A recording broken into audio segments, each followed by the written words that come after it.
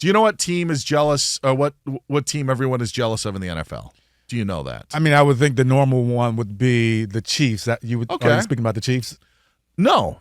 Speaking of the Green Bay Packers. Okay. So every team in the NFL is jealous of those guys because of their success at having franchise quarterbacks. Mm-hmm.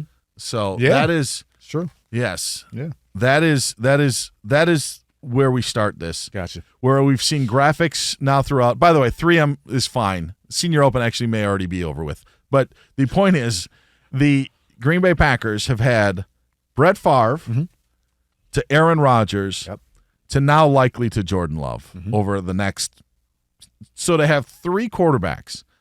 And I was at the game that Brett Favre ended up taking over for. Do you even know who he took over for? This is early 90s. If I get this, let me think about it. He got drafted to Atlanta. He was traded to Green Bay. I don't know. Packer fans know this. Don Majkowski. Okay. Don Majkowski hurt his ankle in a game against the Cincinnati Bengals.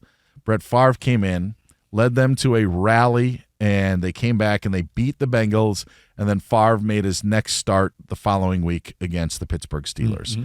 And the rest was history. And from that point on, and by the way, when the Packers had Don Majkowski, they were loving life. He was the magic man. And they weren't even in the playoffs. I was just about They were so bad in the mid-1980s. Yeah. Lynn Dickey had good years in the early 80s, but there was this drought, 84, 85, 86, 87, and Don Majkowski comes along, and all of a sudden the Packers are kind of having a magical season, which, again, didn't even end up in them getting into the playoffs, but that was good enough for them. Mm-hmm. But once Brett Favre came into that game against Cincinnati in the early 1990s, the rest was history, and the Packers have had sustained quarterback success. I don't think that Jordan Love's deal means that Green Bay is going to have a quarterback for the next 10 to 15 years. But I don't blame Green Bay for what they've seen and what they've got for doing what they're doing. I actually think it's funny that because I ripped on the Dolphins in doing what they did, Kerry. The reason why I like this, it's actually kind of an NBA draft sort of thing. I think we've seen so much of Tua.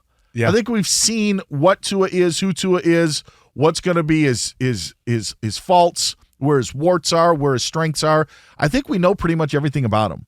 And I still think that there's a lot to learn about Jordan Love because of the unknown and for him not playing and just in the glimpse that we've seen for the 1 year. And really, it was a half a season where he really emerged in the second half of the year. Right. But I actually think that makes more sense in an NBA version of why I'm higher on the Packers giving Jordan Love his deal than I am the Dolphins giving Tua his deal. Actually makes a lot of sense. I mean, you're correct with the assessment of, we've pretty much know what Tua is. We've seen it. We've seen the ups and downs. We've seen the peaks of what it can be. We've seen the valleys of what it can be, right? And the in-between is not that great. It's normal.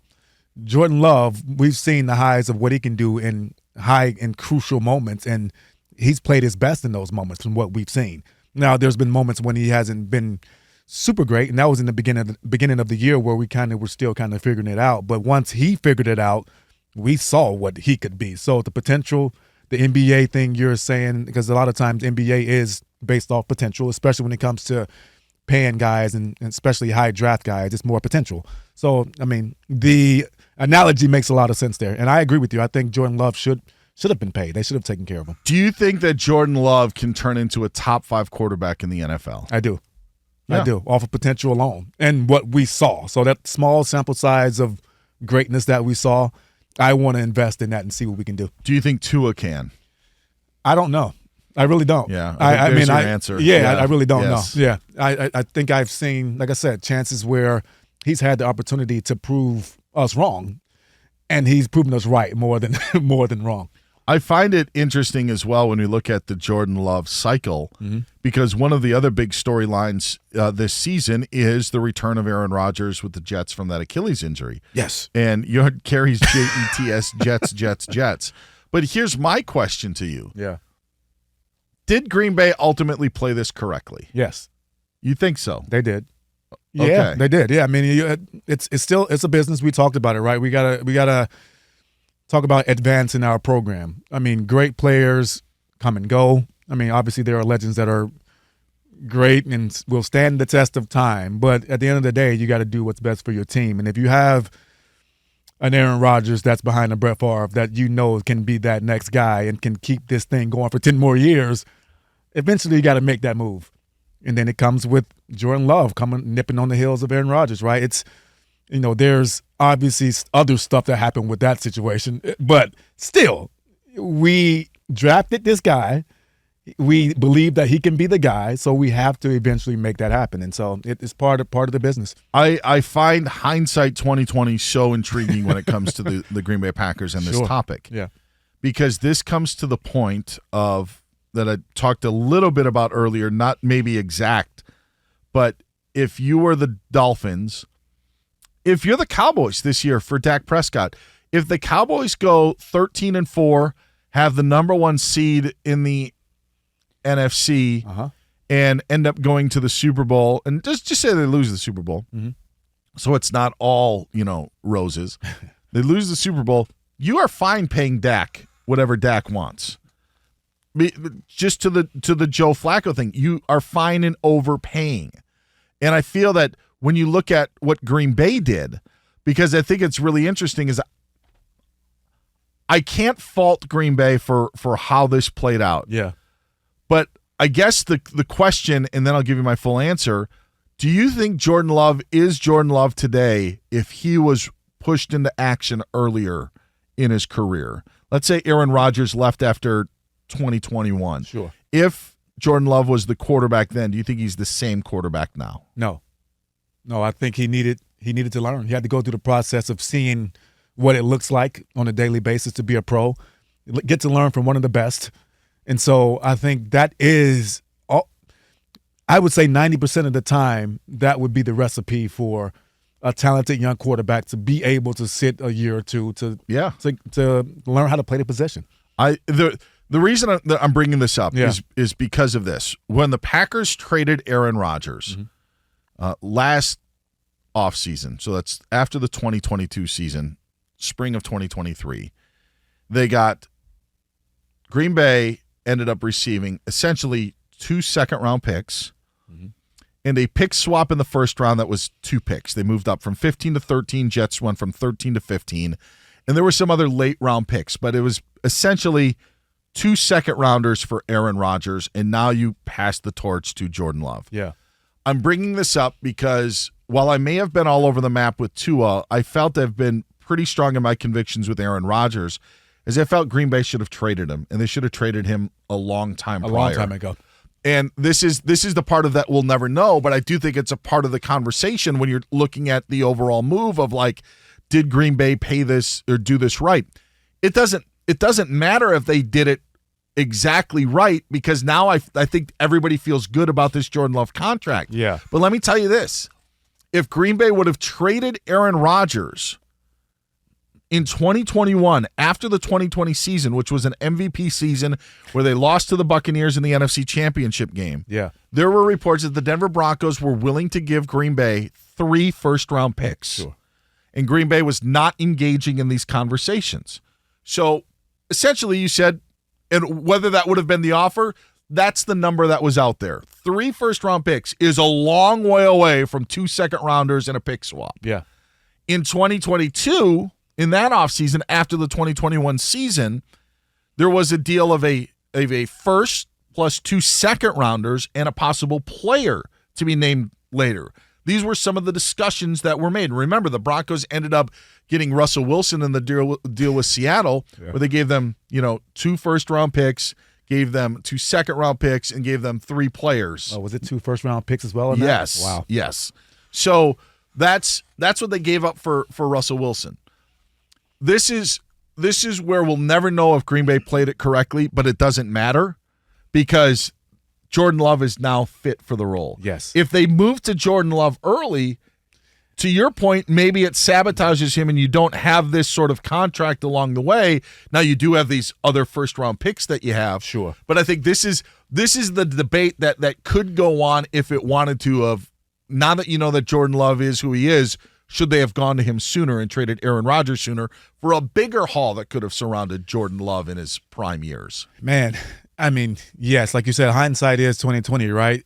I think they played it right. Obviously, it's easy to say that, like you just said. I don't think anybody's going to argue that. Yeah. But this is the reality of what was on the table when they were thinking that they were in their Super Bowl window and that, it just seemed crazy to think that you would let Aaron Rodgers go. Yeah, but think about that, Dan. So, like, even those 3 first-round picks, obviously one would have been the quarterback. But, again, you're starting from scratch again where you already have a proven commodity and one of the best to ever do it in your building. So it's kind of that decision would be extremely hard to do for sure. My whole deal with Rodgers, and he proved me wrong in the second MVP season, was how often are you going to get a guy in his late 30s, now 40, that is going to be an MVP candidate?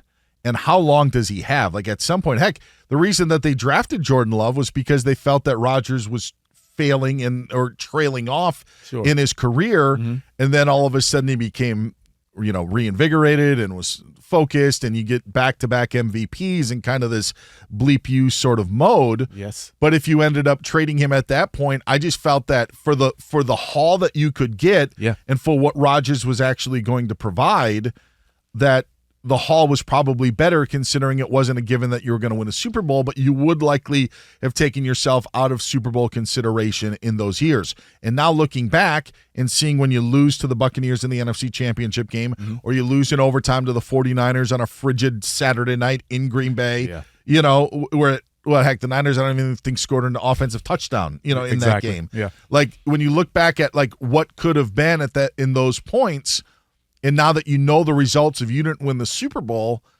maybe it does add to my side that maybe Green Bay didn't play it completely correctly, but it doesn't matter now because everybody feels good about this Jordan Love deal. I think everybody's fine. I think everybody's happy on the other side of it, Aaron Rodgers is included, and I think that's all you can ask for when it comes to the business of football. And I think it's to your point is that Jordan Love isn't the quarterback that he is today if he's pushed into action sooner. No way. Because I don't even think they didn't draft him with the intent of him being ready anyway, right? He was going to learn for a year or two. So. And he had a game where I think it was against the Chiefs, or remember some of his family members were like in the final row of Arrowhead Stadium. And, and plus we were looking for a Rodgers-Mahomes showdown, and it didn't come to fruition, and that didn't live up to the billing. But then there was a game the following year, the Sunday night game against Philadelphia, where Jordan Love really showed that he proved that he was capable in the 2022 season, and felt like, okay, maybe this is our guy. And then Green Bay had they lost to the Lions in the season finale. They didn't make the playoffs at the end of the 2022 campaign, and Rodgers felt it was the end, him and Randall Cobb walking off, and you kind of knew that was the end, but you almost kind of needed that Eagles game because that Chiefs game that they had didn't necessarily show it. Yeah. Maybe that extra year of seasoning really allowed this to happen. But again, there was a point where they could have moved on to Jordan Love and got 3 first-round picks, but history may have changed that way. And the one thing you just said, which to cap it off really, is knowing the results of bringing Aaron Rodgers back and him making him be that guy and them not winning it all, maybe making that move and getting those first-round picks would have been just as fine as well. Sure. This you know what I mean? Yes. But I don't think people are going to have this debate because it worked out in the end where Jordan Love is now seems pretty sufficient. We think. Yeah. I still think that there is something to prove. I don't think it's an automatic done deal. But you said he has the ability to be a top 5 quarterback, and I think that's 100%. That's how Green Bay also looks at him trending. He's Kerry Rhodes. Find him at Kerry25 Rhodes. You can find me at Dan Beyer on Fox.